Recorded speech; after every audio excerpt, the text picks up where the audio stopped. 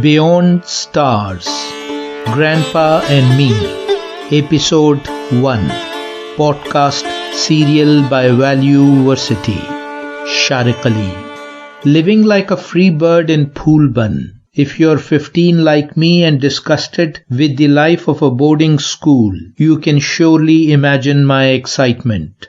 Phoolbun is a scenic village where we spend our family holidays. Facing our small cottage, there are far-flung fields in this beautiful valley. Just behind the cottage is the hill covered with pine trees called Kohirams. It seems as if Kohirams is a genie, keeping its shadow on our cottage to guard us against all evils. I like everything here in Phoolbun except snail's speed internet connection. No chance of playing online video games with friends. Impossible.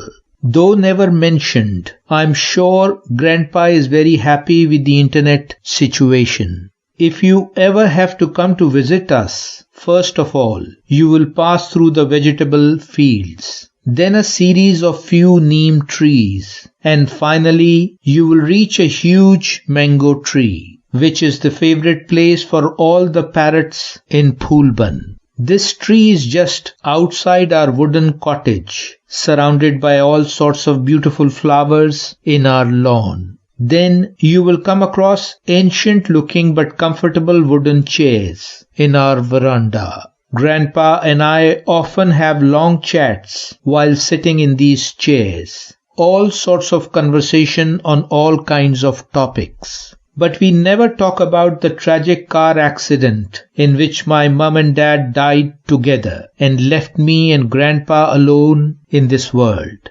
That night, when we were both quiet and staring at the starry sky, I said to Grandpa, "Maybe these shining stars are our loved ones who have left the world but still want to keep an eye on us." He said, "This was the belief of some ancient nations. If we look at the reality with intent and wish, assumptions are born. On the other hand, if we use evidence, observation, and logic, the approach is scientific.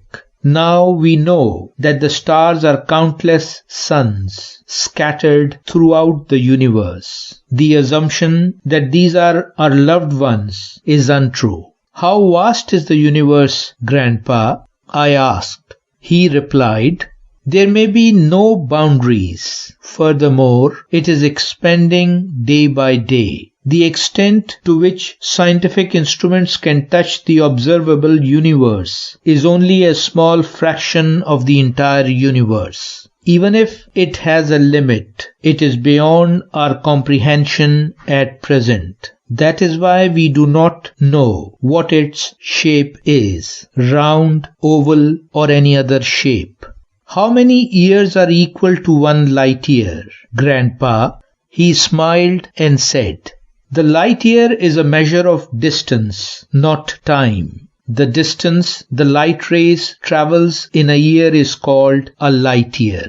The Earth is only 8 light minutes away from the Sun. The closest star to us is Proxima Centauri. It is 4 light years away from Earth, and just the edge of our observable universe at a distance of 40 billion light years." To be continued. Valueversity, Sharikali.